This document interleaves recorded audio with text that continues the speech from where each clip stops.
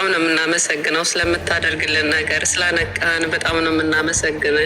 ካርብ እንዳይበዛ ነው ጥንቃቄ፣ ፋት እንዳይበዛ ነው ጥንቃቄ፣ ሁልጊዜ ፕሮቲን ግን እንዳያንስ ነው። ኪሎ በጣም ባይቀንስ እንኳን አትሊስት በጣም ሰላም አለኝ፣ በጣም ኤነርጂ አለኝ። ሬዚስታንስ ኤክሰርሳይዝ ወይም ደግሞ የጡንቻ ስፖርቶች በጣም ክሪቲካል ናቸው።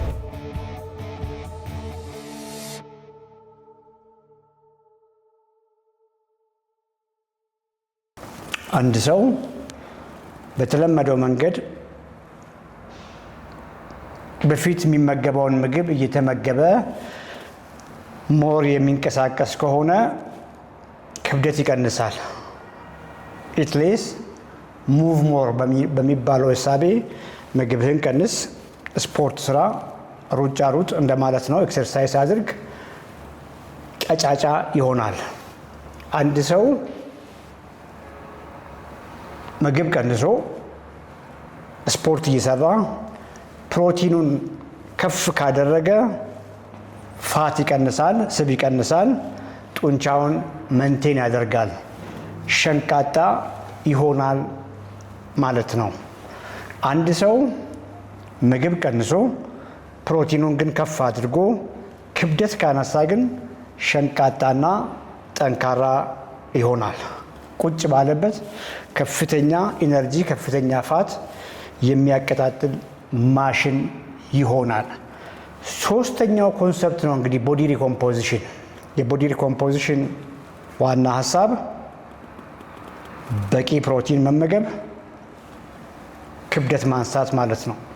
በቂ ፕሮቲን መመገብና ክብደት ማንሳት ፋታችሁን ይቀንሳል፣ ጡንቻችሁን ይገነባል፣ ጠንካራ፣ ሸንቃጣ፣ ጤናማ ያደርጋቸዋል። ብዙ የምግብ ነፃነትም ይሰጣቸዋል። ቢኮዝ አንድ ሰው የተሻለ ጡንቻ ካለው፣ የተሻለ ቦዲ ሪኮምፖዚሽን ካለው፣ አነስተኛ ስብ ካለው፣ ሻል ያለ ጡንቻ ካለው የተሻለ ምግቦችን የመቋቋም እድል አለው ማለት ነው። ሶስቱ የስኳር መገላገያ መንገዶች ብዬ ብዙ ጊዜ የማውራቸው ዳይት፣ ራይት ዳይት ብንል ይሻላል፣ ትክክለኛ አመጋገብ፣ ትክክለኛ ኤክሰርሳይዝ ናቸው። ዳይት ላይ ሞር ኦፍ የፕሮቲን የምግባችሁን የፕሮቲን ፐርሰንት ከፍ ማድረግ፣ በቀን የሚያስፈልጋችሁን ፕሮቲን በበቂ መጠን ማግኘት። ሁለተኛው ደግሞ ኢነርጂ ዴንሲቲያቸው ዝቅ ያሉ ምግቦችን መመገብ፣ ከፍተኛ ኃይል ሰጪ ምግቦችን መቀነስ፣ ዝቅተኛ ኃይል ሰጪ ምግቦችን ወይም ደግሞ የኢነርጂ ዴንሲቲያቸው ውስጣቸው ያለው የኃይል ይዘት አነስተኛ የሆኑትን ምግቦች መመገብ፣ ከነ ዳቦ፣ ከነ እንጀራ፣ ከነ ሩዝ፣ ከነ ፓስታ፣ ከነ ሞኮሮኒ፣ ከነ ቂንጬ ነው፣ ከነ ሞኮሮኒ፣ ከነ ኬክ፣ ከነ ዶናት፣ ከነ ፒዛ ይልቅ አትክልቶችን፣ ፍራፍሬዎችን፣ ጥራጥሬዎችን የተቀቀሉ ቅባት ሳይገባባቸው ሆል ግሬኖችን ደግሞ ናቹራሊ ባሉበት ይዘት ወይም ደግሞ በቂንጬ ደረጃ ሆኖ ምንም አይነት የዘይት ወይ ቅቤ ሳንጨምር መጠቀም ማለት ነው። አነስተኛ የኃይል ምንጭ ያላቸው ምግቦች እነሱ ናቸው። እንደገና ደግሞ ፋት ዋይዝ ዘይትን፣ ቅቤን እንደ ዋና ምግብ ማጣፈጫ አድርገን እስከዛሬ የተመገብነውን ኮምፕሊትሊ ሊሚት ማድረግ፣ በዛ ይልቅ እና አቮካዶን ለፋት ሶርስነት መጠቀም፣ የውቅያኖስ አሳዎችን ለፋት ሶርስነት መጠቀም፣ ሳናበዛ የእንቁላል አስኳሎችን በተለይ ከፓስተር ሬዝድ ኤጎች በተለምዶ የአበሻ እንቁላል የሚባሉትም ሻላለ የኦሜጋ 3 ፕሮፋይል አላቸው እንቁላሎቻቸው ላይ። የቅባት እህሎችን መጠቀም፣ የነቶችን ወይም ደግሞ የኦቾሎኒ ዘሮችን መጠቀም ይቻላል ለፋት ኢነርጂ ማለት ነው። እነዚህ አሁን ፕሮቲን አንደኛው ብያቸዋለሁ ዳይት ውስጥ። ሁለተኛው ደግሞ አነስተኛ የኃይል ዴንሲቲ ወይም ደግሞ ኢነርጂ ዴንስ ያልሆኑ ዝቅተኛ የኃይል ምንጭ ያላቸው ምግቦች መመገብ። ሶስተኛ ደግሞ ኤክሰርሳይዝ ነው። ኦኬ ቬሪ ሲምፕል። ኤክሰርሳይዝ ዋይዝም ላይ ዌይት ሊፍቲንግ ወይም ሬዚስታንስ ኤክሰርሳይዝ ቤዚክ ነው። ዘን ጀነራል ሙቭመንት በቀን 8000 እስከ 10000 ስቴፕ መሄድ። ከዛ ውጭ ደግሞ ዞን 2 ካርዲዮ የፍጥነት ኤክሰርሳይሶች ማለት ነው። የፍጥነት ኤክሰርሳይዝ በእግር ቶሎ ቶሎ ፈጥኖ መሄድ ይቻላል። የዳንስ እንቅስቃሴዎች ሊሆኑ ይችላሉ። የልባችንን ትርታ ከፍ የሚያደርጉ ግን በላብ ደረጃ የማያልቡን ውሃ ዋና ሊሆን ይችላል፣ ሮዊንግ ማሽን ሊሆን ይችላል፣ ሳይክል መንዳት ሊሆን ይችላል በፍጥነት። እነዚህ በሙሉ ዞን 2 የሚባሉ ኤክሰርሳይሶች ናቸው። አቅም ካለ የተቻለ ጡንቻ የገነቡ ሰዎች ደግሞ ስፕሪንት ማድረግ ይችላሉ። ጥቂት ሰከንዶችን ተፈትልከው ዘን ማረፍ፣ አሁንም ለሰከንዶች መፈትለክ ዘን ማረፍ። ይሄ ሃይ ኢንቴንሲቲ ኢንተርቫል ትሬኒንግ የሚባለው ማለት ነው። እነዚህን 3 ቤዚክ ነገሮችን ኮምባይን ካረገ አንድ ሰው ከስኳር ህመም ስኳርን አንደር ሪሚሽን ስኳርን ለመቀልበስ የሚያደርገውን ጆርኒ የተሳካለት ያደርግለታል ማለት ነው። ይሄ ቀላል መንገድ ይመስለኛል። ሌላው ቤዚክ ኮንሰፕት ማንም ሰው መያዝ ያለበት ብዬ የማስበው ስኳራችሁ ከፍ የሚለው ሰውነታችሁ ስብ ማስቀመጫ ዲፖዎችን ከጨረሰ በኋላ ነው። ሰውነት ቤዚካሊ 3 ዋና ዋና የኃይል ማስቀመጫ፣ የስብ ማስቀመጫ፣ የፋት ማስቀመጫ አለው። አንደኛው ፋት ሴሎች ናቸው። ሁለተኛው ደግሞ ጉበት ነው። ሶስተኛው ጡንቻችሁ ነው። መጀመሪያ የስብ ፋት ነው። እንደምታውቁት የፋት ሴሎች ጋር ነው የሚሄደው። ናቹራሊ እነሱ ጋር ፋት ነው፣ ወደ ፋት ሴሎች ነው የሚሄደው። እነሱ ከሞሉ በኋላ ጉበት ላይ እነ ጉበት ከሞሉ በኋላ ደግሞ መስል በፋት ይሞላል ማለት ነው። ሶ ልክ እንደ ሻወር ቤት ገንዳ አስቡ። የሻወር ቤት ገንዳ ውሃ ስትለቁ የሻወር ገንዳው ሞልቶ እስካልፈሰሰ ድረስ ሰላም ነው። ኦኬ። ልክ የኛም ሰውነት እንደዚያ ነው። ያን ሁሉ ምግብ እየበላችሁ እየፋፋችሁ ስኳራችሁ ከፍ እስካላለ ድረስ ኖርማል ነው። እንግዲህ ሰውነት ብዙም ፋይት አያደርግም። ችግር መሆን የሚጀምረው ልክ ያ ገንዳ ቅድም እንዳልኳችሁ ሞልቶ መፍሰስ የጀመረ ጊዜ ነው። ሰውነታችንም የስብ ማስቀመጫ ዲፖ ከአቅም በላይ ሞልቶ ወደ ጉበት ላይ ወደ ኦርጋኖች ላይ ስብ መፍሰስ ከጀመረ በኋላ ነው። ጉበት በቃኝ ካለ በኋላ ነው የሄፓቲክ ኢንሱሊን ሬዚስታንስ የምንለው። መጨረሻ ላይም ደግሞ መስል ኢንሱሊን ሬዚስታንስ፣ መስል ጡንቻም መሸከም የሚችለውን ትርፍ ፋት የተወሰነ አማውንት ይሸከማል። ከዚያ በኋላ መሄጃ ስለሚያጣ ፋት ወይም ደግሞ ኢነርጂ ወይም ደግሞ ግሉኮስ በፋት መልክ ደግሞ ትራይግሊሰራይድ ከፍ ብሎ ደም ላይ መቆየት ይጀምራሉ ማለት ነው። ስቶሬጅ ነው። በቃ ስቶሬጅ ሳቹሬሽን ነው።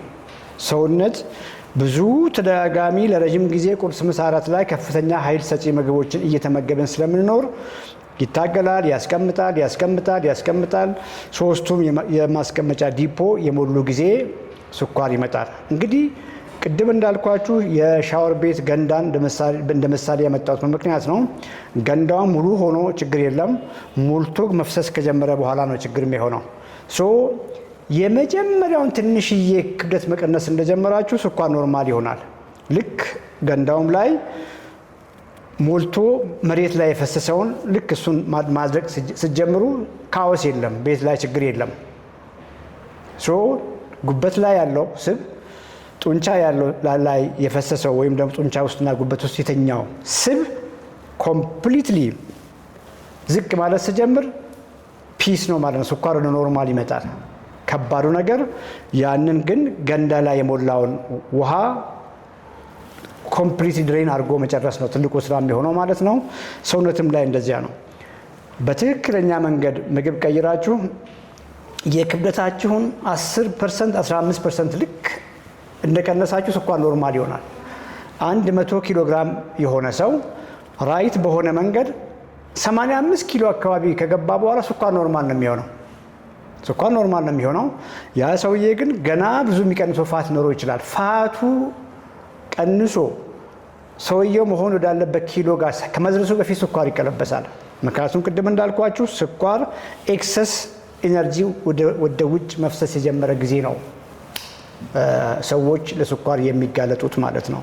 ለዚህ ነው ጀስት ከፋት ውጪ ከፋት ሴሎች ውጪ ስፔሲፊካሊ ደግሞ ሰውነታችን መቋቋም ናቹራሊ ፋት ከሚያስቀምጥበት የቆዳ ስር ዲፖ ከፍ ያለ ፋት የተቀመጠው ትርፍ ፋት ጉበት ላይ ጡንቻ ላይ ልክ እነሱ ድሬን ሆኖ እነሱ ልክ እንዳለቁ ትንሽ ኪሎ ነው የሚይዙት። እውነት ለመናገር ስኳር ወደ ኖርማል ይመጣል ማለት ነው። ይሄ ቤዚክ ኮንሰፕት ነው። ኪሎአችሁ ወደ ኖርማል ሳይመጣም ትርፍ 20 ኪሎ ይዛችሁም ትርፍ 30 ኪሎ ግራም ይዛችሁም ስኳራችሁ ኖርማል ሊሆን ይችላል። እንግዲህ ያ ማለት ልክ እንደ ሻወር ገንዳ ሙሉ ነው። ትንሽ ነገር እንኳን ስትበሉ ስኳራችሁ ተመልሶ ከፍ ይላል ማለት ነው። ትልቁ ስራ እንዴት አድርጋችሁ ከዋናው ፋት ሴሎች ውስጥ ትርፍ የተቀመጠውን ስብ እንዴት አድርገን ድሬን እናደርጋለን ነው። ያ እንግዲህ ቅድም እንዳልኳችሁ ኤክሰርሳይዝ ዋይዝ አመጋገብ ዋይዝም ቅድም ባልኳችሁ መንገድ ስትሄዱ ፋታችሁ እየቀነሰ ጡንቻችሁ እየጨመረ ቁጭ ባላችሁበትም እንኳን ሰውነታችሁ ያንን ፋት እየተጠቀመ ክሊን ያደርጋል ማለት ነው። እና አይ ሆፕ ይሄ ቤዚክ ኮንሰፕት ይጠቅማችኋል ብዬ አስባለሁ። ከሁላችሁም ጋር ለማውራት ሞክራለሁ። ሰላም ዶክተር፣ እንዴት ነሽ? እግዚአብሔር ይመስገን። በጣም ነው የምናመሰግነው ስለምታደርግልን ነገር፣ ስላነቃን በጣም ነው የምናመሰግነው። በጣም ጉድ። ራስሽን አስታወቂ። የምናወራበት ኢሹ ካለ በደንብ እናወራለን። እሺ፣ እኔ እስከዳር እባላለሁ። የ36 ዓመት እናት ነኝ። የ3 ልጆች እናት ነኝ። ከወሊድ በፊት በጣም የተስተካከለ በጣም ቆንጆ የሚባል ተክለ ሰውነት የነበረኝ ነበር። አጋጣሚ በሁለተኛ በሞልበት ጊዜ መንታ ነበር የወለድኩት።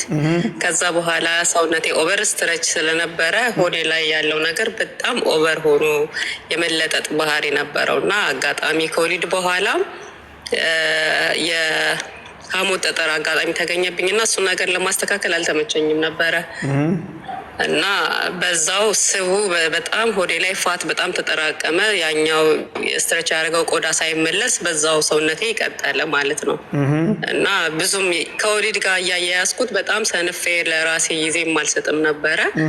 አመጋገብም እንደምትለው አንተ ሁሌ እንጀራ ነው። በጣም የእንጀራ አድናቂ ነኝ። ቁርስ፣ ምሳ፣ እራት እንጀራ የምበላ ሰው ነኝ። አጋጣሚ አሁን ከሀገር ውጭ ነው የምኖረው እና በሄድኩበት ሀገር ደግሞ ጤፍ ማግኘት በጣም ከባድ ነው። የስንዴ እንጀራ እየጋገርኩኝ በቃ ቁርስ፣ ምሳ፣ እራት ነበር የምበላው። በጣም አዲክትድ የምባል ነኝ በእንጀራ እና ቀድሜ ነበር ከአንድ አመት ምናምን በፊት ነበር ያንተን ቪዲዮ ያየሁት እና ውይ ዶክተር ምን ነካው እንዴት እንጀራ አቁሙ ይለናል። በቃ ኢንተረስት ሁሉ አጣሁ እንጀራ እንዴት አቁሙ ይለናል በሚል እና ግን በቃ የምታረገውን ነገር ምናምን በጣም ነበር ደስ የሚለኝ። በኋላ ላይ ራሴን ሳየው በጣም የማይሆን አካሄድ እየሄድኩ ነው። ጤናዬ ላይም በሕክምና የተገኘ ነገር ባይኖርም ግን ለራሴ ሰላም የለኝም። ፊዚካሌን ሳየው ያስጠላኛል። ከድሮ ማንነቴ ጋር ኮምፔር ሳረገው ብዙም ደስ አይለኝም እና ቶሎ የመድከም ቶሎ ነገሮችን የመሰልቸት ብዙ ነገሮችን በጣም አፌክት ያደርጋል።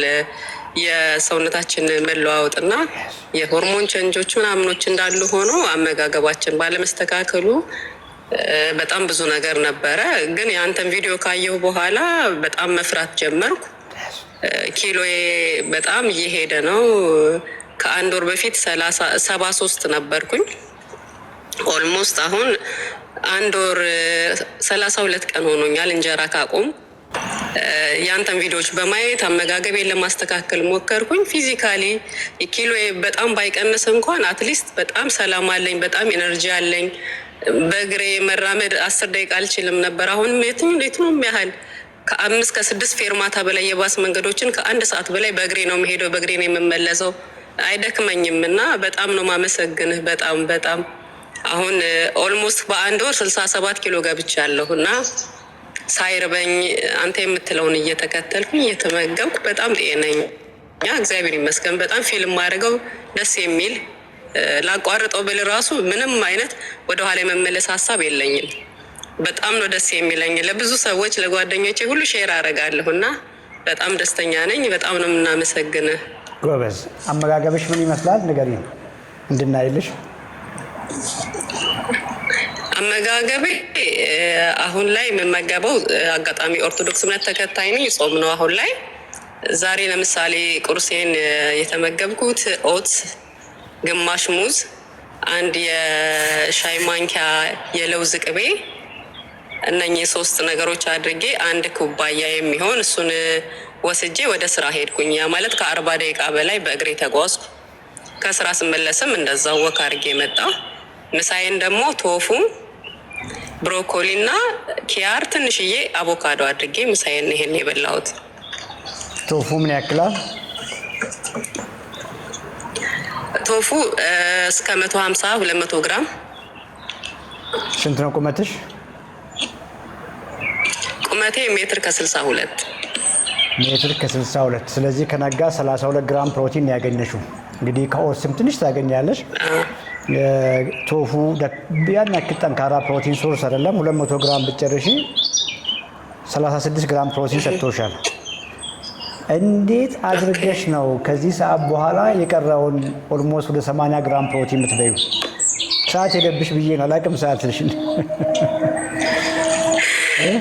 የሚገርመው በጣም እራት አካባቢ ብዙም አይርበኝም እና ወይ ሳላድ ነገር ነው የምወስደው፣ ብዙም አያስቸግረኝም። ካልሆን ደግሞ የተቀቀለ ሽምብራ ከሰላጣ ጋር አድርግና ያ ማለት ከምሽቱ 12 ሰዓት በኋላ ብዙም አልወስድም። በጣም ከራበኝ ግን ቀለል ያሉ ነገሮች እነኚህ ሌንቲኬ ምናምን፣ ምስር፣ የተቀቀለ ምስር በትንሹ ወስዳለሁኝ። በጣም ከራበኝ ውሃ ጠጥቼ ነው የምተኛው። ወይል እንግዲህ አትርሺ፣ ቢኮዝ ቪዲዮዎቼን እያየሽ ነው፣ ሼር እያረግሽ ነው እና መጉደል ያየለበት ምግብ የዴይሊ የፕሮቲን ሪኳሪመንት ነው። አየሽ፣ ካርብ እንዳይበዛ ነው ጥንቃቄ፣ ፋት እንዳይበዛ ነው ጥንቃቄ፣ ሁልጊዜ ፕሮቲን ግን እንዳያንስ ነው። አሁን ራፍ ስቲሜሽን እንኳን የቀን ፕሮቲንሽን ብሰራልሽ 125 አካባቢ 125 ግራም ፕሮቲን አካባቢ ያስፈልግሻል። 36 ግራም ፕሮቲን አግኝተሻል። አየሽ፣ ቶፉ ቅድም ያልኩሽ ቆንጆ ነው፣ ግን ቤስት የፕሮቲን ሶርስ አይደለም። ብዙ መብላት ይጠበቅብሻል። እዛ ጋር ለመምጣት ቼክ አርጊ ያንቺን ቶፉ። ቤዚክ ነገር አውራሻለሁ፣ በደንብ ስሚኝ። ለሁላችሁም ስለሆነ ነው ቁልፍ ነገር። ዴይሊ ፕሮቲን ታርጌታችሁ አይነስ።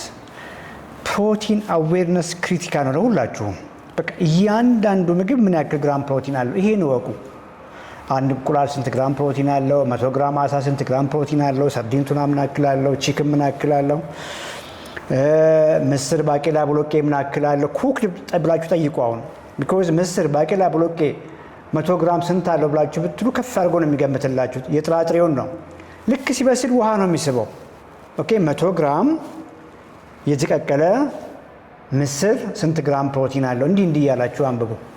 ኤኒዌይ የፕሮቲን አዌርነስ ለሁሉም ሰው ክሪቲካል ነው። እንደ የጤናችሁ ሁኔታ ይለያያል፣ እንደ እድሜያችሁ ሁኔታ ይለያያል፣ እንደ ጾታችሁም ይለያያል። ወንዶች ከሴቶች ከፍ ያለ ፕሮቲን ይፈልጋሉ፣ ግልጽ ነው። የተለያየ ነው እንደየስቴጃችሁም። አሁን መጀመሪያ ሰውነታችሁን ለመቀነስ በምታደርጉት ጆርኒ ላይ ያለው የፕሮቲን መጠን ሪኮምፕ አድርጋችሁ ሰውነታችሁ ደህና ከሆነ ጋር ወደ ኖርማል ቦዲ ኮምፖዚሽን ከመጣችሁ በኋላ አንድ ላይ ሆን ይችላል። ጄኔራል ፕሪንሲፕል ግን 100ን የተሻገረ በቀን ፕሮቲን ለአንድ አደልት 100 አካባቢ ግራም እና ከዚያ በላይ ነው የሚሆነው። 36 ግራም ፕሮቲን አግኝተሻል። በቂ ፕሮቲን ማግኘት ክሪቲካል ነው ብዬሻለሁ። ሰውነታችን ጾም ይሁን አይሁን አያውቅም። አርብ ሮብን አይለይም። የረዥሙን የጾም ወቅት አይለይም። ዴይሊ የፕሮቲን ታርጌት አይጎልም። 36 ግራም ፕሮቲን አግኝተሻል። ተጨማሪ ቶፉ መመገብ ይጠበቅብሻል እንበልና ወደ ግማሽ ኪሎ ግራም ቶፉ ለሙሉ ቀን ብትጨርሺ ኦልሞስት ወደ 100 ግራም አካባቢ ትጠጋሽ ማለት ነው። ግማሽ ኪሎ ግራም ወይም 500 ግራም ቶፉ በቀን 3 ጊዜ እንኳን አርገሽ ብትጠቀሚ ማለት ነው። ከዚያ ደግሞ ሌላ የሻል ያሉ የፕሮቲን ሶርሶች አሉ። እነ እድማሜን መጠቀም ትችያለሽ። እሱም የሻል ያለ የፕሮቲን ሶርስ ነው። እነ ቴምፔም ቆንጆ ናቸው። እነ ቴክስተርድ ቬጂቴብልስ የሚባሉ ወይም ደግሞ እኛ ሀገር እንደነ ሶያ ታሽጎ የሚሸጡ ሻል ያሉ የፕሮቲን ሶርሶች አሉ። እነሱን መጠቀም ኢቭን እንደዚያ ሆኖ እንኳን በቀን የፕሮቲን ታርጌትሽ ጋር መምጣት ማትሺ ከሆነ የሚጠጡ የፕሮቲን ሶርሶችን መጨመር፣ ቬጋን ፕሮቲን ሶርሶች፣ የአተር የአኩሪ አተር የፕሮቲን ሶርሶችን መጠቀም ሁሉ ይቻላል። ይህን ቴክኒክ ተጠቀሚ። ኦትሚሉ ምንም ችግር የለውም። ሆል ግሬኖችን መጠቀም ትችላለሽ እና አጃን ቅንጬን ዛሬ ፖስት ያደረግነው አለ የጾመኞች ፓስታ ከምስር የሚሰራ ከአኩሪ አተር የሚሰራ ከአተር የሚሰራ ፓስታ ለእኛ ግሩፖች ፖስት ያደረግናቸው አሉ። እነዛ ፓስታዎች ሃይ ፕሮቲን ፓስታዎች ናቸው። የሚገርም እኮ ነው። የፓስታ ቴስት አለ፣ ግን ከጥራጥሬዎች የተሰሩ ቆንጆ የፕሮቲን ፐርሰንት ያላቸው ፓስታዎች ናቸው። ፓንኬኮችን ማዘጋጅ ሰሞኑን እኛ ግሩፖች ላይ የሞከርን ነው። እንቁላል የተወሰነውን ከናስኳል የተወሰነውን ከሀገር ውጭ የምትኖሩት በተለይ ኤግ ዋይት ሊኪድ ለብቻ ይሸጣል። እንቁላል ነጩ እሱን ሚክስ አድርጉ። ዘን ሳም ፕሮቲን ፓውደር ምናምን ጨምሩ። ኦኬ ጾም ካልሆነ ደግሞ እነዚህ አልትራ ፊልተርድ የሆኑ ሎ ፋት ሎ ካርብ ሃይ ፕሮቲን ወተቶች አሉ። እነሱም ሚክስ አድርጋችሁ ቆንጆ ፓንኬክ ሁሉ ማዘጋጀት ይቻላል። ሶ ዋናው ኮንሰፕት ቅድም ሲገባት ተናግሬ ያለው የምግባችሁን የፕሮቲን ፐርሰንት ማሻሻል ነው። በዛው ልክ የምግባችሁን የዘይት መጠን የምግባችሁን የምታበስሉበትን ዘይት፣ ቅቤ፣ የምግባችሁን ፕሮሰስድ ካርቦችን በተለይ ከዱቄት የሚሰሩ ምግቦችን ናቹራል ወደ ሆኑ ወደ አትክልቶች፣ ወደ ፍራፍሬዎች፣ ኩክድ ወደ ተደረጉ ጥራጥሬዎች፣ ሆል ግሬኖች ወደዛ መቀየር ነው እና ይሄን ቤዚክ ኮንሰፕት ተጠቀሚ። ወክ እያረግሽ ነው፣ በጣም ቆንጆ ነው። ተጨማሪ ደግሞ የጡንቻ ስፖርቶችን ሞክሪ። ይኸው ከጀርባዬ እንግዲህ ዌይቶች ይታዩሻል። እነዚህ ደግሞ ሰሞኑን ለእኛ ክሊያንቶች ያስገባናቸው ናቸው። ሜቢ የሚታይ ከሆነ አላውቅም። ዳምቤሎች የትኛውንም መንገድ መጠቀም ይቻላል። የግድ ዳምቤል ማንሳት ወይም ደግሞ ባርቤል ማንሳት አይጠበቅባችሁም። በሳምንት 1 ቀንም 2 ቀንም 20 ደቂቃ ያክል የፑሽ አፕ ስፖርቶችን መለማመድ፣ የፑል አፕ ነገሮችን መለማመድ፣ ስኳት ነክ ነገሮችን መለማመድ፣ ቤታችን ውስጥ ባለው በወንበር ላይ የጡንቻ ስፖርቶችን ሁሉ በተለያየ ቴክኒክ ዩቲዩብ ላይ ያያችሁ መሞከር ትችላላችሁ። ሬዚስታንስ ኤክሰርሳይዝ ወይም ደግሞ የጡንቻ ስፖርቶች በጣም ክሪቲካል ናቸው። ወክ ጥሩ ነው፣ ምንም ጥያቄ የለውም። ወክ ብቻውን ግን በቂ አይደለም። ደግሜ የምናገረው በምክንያት ነው። ማታ አልበላም እንደዚህ ብለሽኛል፣ እረዳሻለሁ። ማታ በላሽም አልበላሽም የ24 ሰዓት የፕሮቲን ታርጌትሽን አሻሺ። ያ ካልሆነ ስቲል ገብቶሻል፣ መስልሽን ነው የምታጭው። መስል ማለት የራስሽን ሰውነት ነው የምታጭው ነው እያልኩ ያለሁት። አላማሽ ያችን የተጸየፍሻትን ቦርጭ ከወዲሽ ላይ የተኛችውን ቦርጭ መገላገል ሆኖ ሳለ ለምን ሰውነትሽን ታጭያለሽ? ሰውነትሽን እንዳታጭ፣ ጡንቻሽን እንዳታጭ ቁልፉ ነገር በቂ ፕሮቲን። እንደ ሰው ሁላችሁም ችን ኮንሰፕት ብትይዙ በቂ በቀን ማግኘት የሚገባሽን ፕሮቲን ታርጌት አታግዱ። በየቀኑ አይጎልም እሱ ላይ ቅድም ያልኩሽን የጡንቻ ስፖርት ጨምሪ። ያ ሲሆን ቀጫጫ አትሆኝም። ቀጫጫ ቅድም ብዬ ያልኩት በምክንያት ነው። ሸንቃጣ ብቻ አይደለም የምትሆኚው፣ ሸንቃጣና ጠንካራ ነው የምትሆኚው። ፕሮቲን ሲደመር የጡንቻ ስፖርቶች ትልቁ ከሌላ ሁሉ የሚለዩት ብዙ ምክንያት አላቸው፣ ምንም ጥያቄ የለውም። ትልቁ ነገር ግን ቦዲ ዲኮምፖዚሽን ላይ ሂውጅ ኢምፓክት አላቸው። ጠንካራ፣ ሸንቃጣ፣ አነስተኛ ፋት ያለው ሰው ስለመሆን ነው እና ማገዝ ካለብን በውስጥ የምናግዝሻለን። በርቺ።